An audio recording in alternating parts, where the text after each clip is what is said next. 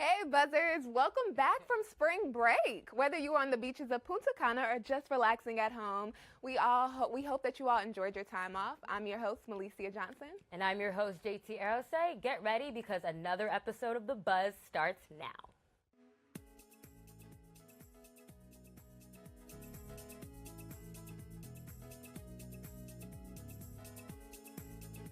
Let's go ahead and get into our top pop culture moments of the week.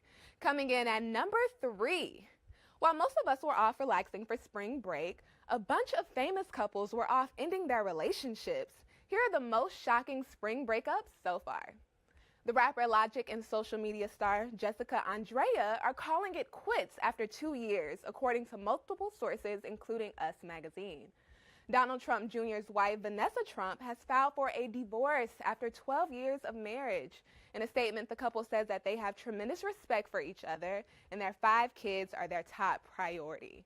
And lastly, this breakup I know breaks JT's heart. Gigi Hadid and Zayn Malik are done after 2 years of dating. Just after confirming their split on Twitter, Zayn got a head tattoo and shared a pic of it on Instagram. Do you think that their breakup inspired this new tat? I mean, yeah, because after you break up, you may want some new changes in your life, but I'm just not off how Zayn and Gigi were literally meant to be in my head. Astrologically, they are meant to be together as well. She's a Taurus, he's a Capricorn. I'm so sad. Yeah, I agree. They were a beautiful couple, but we don't know what the future holds. Exactly. We'll see. And on to a couple that is not breaking up. Meghan Markle and Prince Harry's love story is taking the number 2 spot on our countdown. The first trailer for Lifetime's movie Harry and Meghan, A Royal Romance, has just been released, and boy, it is steamy. Yeah. Take a look. Perfect royal picture. I just need you. 'Cause you are the reason. Closer, just a little closer. I need you to hold me tonight. This trailer gives me chills. Like, Seriously. actual goosebumps. Yeah, I see them, girl. It was yeah. so good. I'm so happy for them. And this comes out May 13th, so we're definitely going to watch. I'm so excited for that. And I have to mention casting. Casting did an amazing job in this movie, even down to William. He's in the film, and Yes. he has a little bald. They got area the at bald front. spot right. I'm so excited. It's a lot of big news coming out because they get married on May 19th, and Kate's baby is actually due in April. So. Exactly. So fun. Yeah, so we have some major developing news this morning for our top spot on the countdown. Unfortunately, for all the harmonizers out there, Fifth Harmony is taking an indefinite hiatus. The group made the announcement today on their Twitter account, saying that they are taking a hiatus to, quote, pursue their solo endeavors, end quote. Back in December 2016, Camila Cabello announced that she was leaving Fifth Harmony, and since then has had a very successful solo career. So tell me this, JT, do you think that groups, girl groups, guy groups can stick together, or is it just a way for them to get out and venture out on their own? It's definitely a way for them to get out. I feel like everyone kind of walks in thinking, I'm going to be the Beyonce Yeah. or Justin Timberlake of the group. Yeah. So I'm not surprised. It's really Yeah, sad. I'm not surprised either, but they're a group of successful and really talented girls, so They'll make it. yeah, I think so too. Even though Fifth Harmony has come to an end, it's time to talk about movements that are up and running. Let's toss it over to Megan Ely for Movement Mondays. Welcome back to Movement Monday, where I tell you all about the movements that are shaking Hollywood. This morning, Broadway's Lin-Manuel Miranda and Ben Platt released a song in support of an upcoming gun control march. The song is a mashup of The Story of Tonight from Hamilton and You Will Be Found from Dear Evan Hansen. Raise a glass to all of us. Tomorrow there'll be more of us. Telling the story of tonight. The march is being led by the teenage survivors of last month's shooting in Parkland and is scheduled for this Saturday in D.C. and across the country. Next up, Ellen DeGeneres announced this weekend that the Ellen DeGeneres Wildlife Fund is officially up and running. The fund was a birthday gift from her wife, Portia de Rossi, and was created to support global conservation efforts for critically endangered species. Ellen told her followers on Twitter to let her know when they've donated to the fund, and she just might give them a shout out. That's all for this week's Movement Monday. Now let's toss it over to the desk to hear what's been buzzing on social this week. Welcome to the Social Club with me, Shira Nambar, where we'll take a look on what you missed on Instagram this week. JT and Malicia, thanks for being here with me. Hey, girl. Who better to start with than a member of America's favorite family, Kendall Jenner?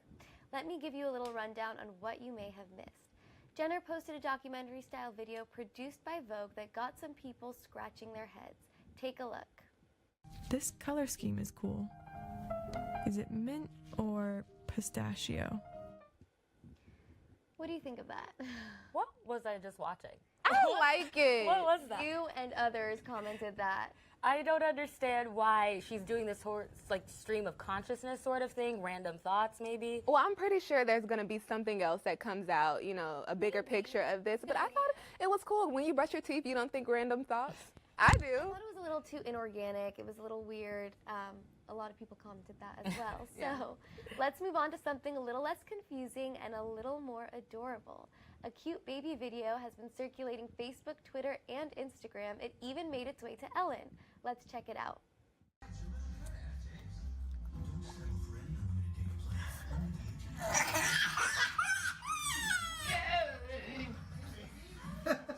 She wanted that. I think that is hilarious. It's so adorable. I would have cried too. That breaks my heart. The look in that baby's eye, like it was just about to get. You don't do that as a It was parent. so cute, though. It was So adorable, funny. adorable. Lastly, let's talk about how Katy Perry kissed a boy and he did not like it. Ben Glaze, the 20-year-old contestant of the ABC reboot of American Idol, told the New York Times that he was uncomfortable when Judge Katy Perry gave him his first ever kiss during his audition.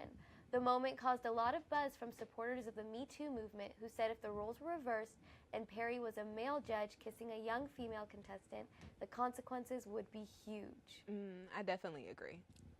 The Me Too movement definitely got that right, and I just need Katy Perry to realize, like, she's not this great gift from, like, wherever. Like, You need to that stop. was his first kiss, and she ruined that for him. Well, I think she thought it was going to be a great TV moment. She really didn't think that deep into it, which is Yeah. unfortunate because he said he wanted to save that moment for his girlfriend, his first girlfriend. So. She thought wrong. Definitely, I don't think a lot of thinking went into it, and I think now knowing what people are saying about it, she definitely has some regrets. Yeah.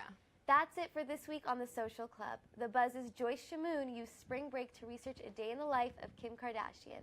Let's take a look. I'll be the first to admit, I've always wanted to be a celebrity for the day, so it was only logical that for my first day in the life, I tried to be Kim K. I almost instantly regretted this because not only did she get up at 5:30 a.m., but then I immediately had to work out, in Yeezys of course. According to her trainer Melissa Alcantara, Kim trains at least 6 times a week, alternating between weight training and cardio. Let's just say I barely made it through the leg day routine Kim Snapchats. After training like Kim, I was starving. I was so excited to eat, since she always seems to be stuffing her face on the show, only to find out her meals are pretty boring.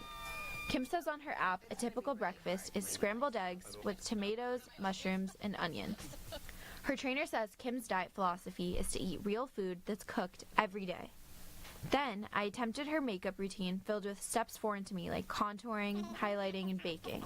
According to a People magazine article, her routine cost $3,000, and since I didn't spend nearly as much, I guess that's why it didn't turn out as well. Her glam routine does not end there. I then got my nails done, which Kim says she does every 10 days, and got my hair done. Not surprising at all, I found Kim in the magazine I was reading there.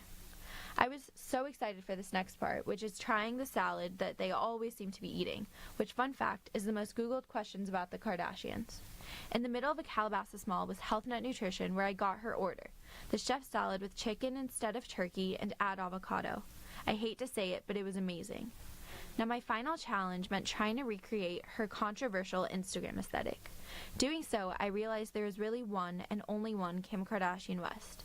She somehow makes the most casual poses look so effortless, but I can confirm there's something not human about these poses. In conclusion, even though I didn't have Kim's assistants, yes plural, chef, driver, and bodyguards, or the work obligations she deals with, spending a day so focused on appearance was exhausting to say the least. I don't think I'll try to be Kim Kardashian again for a long time. For Annenberg Media's The Buzz, I'm Joyce Shamoon. Wow, that seems like a lot of work. Hi everyone, my name is Allegra Gutierrez and welcome back to Monday Minute. This morning, Snapchat's stock price is still down. This comes after an insensitive ad was posted on the app. The ad asked users the question, would you rather punch Chris Brown or slap Rihanna? On Thursday, Rihanna took to Instagram to roast Snapchat for the ad, saying, I'm just trying to figure out what the point was with this mess. You spent money to animate something that would intentionally bring shame to domestic violence victims and make a joke of it. Shame on you. According to reports, the company has lost $800 million from a nearly 5% drop in its share price.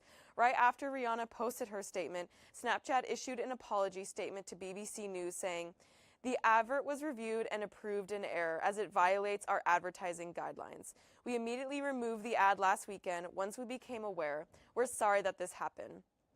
I bet Snap regrets letting people take screenshots.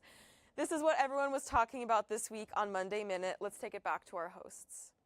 Yeah, that's pretty ridiculous. I'm wondering who is making these decisions, because that's something you know that's wrong. Snapchat, what are you doing? Right. Rihanna, clap back. Perfect, amazing. I Very applaud good. that. Anyway, well, that's going to do it for this episode of The Buzz, but catch us next week Monday on Facebook Live every Monday at 12 noon. And don't forget to share your thoughts on today's pop culture news by commenting below or tweeting us at USC The Buzz. And if you buzzers want more pop culture news, keep checking us out on our social media throughout the week. For The Buzz, I'm JT Arose. And I'm Alicia Johnson. Thank you so much for tuning into The Buzz.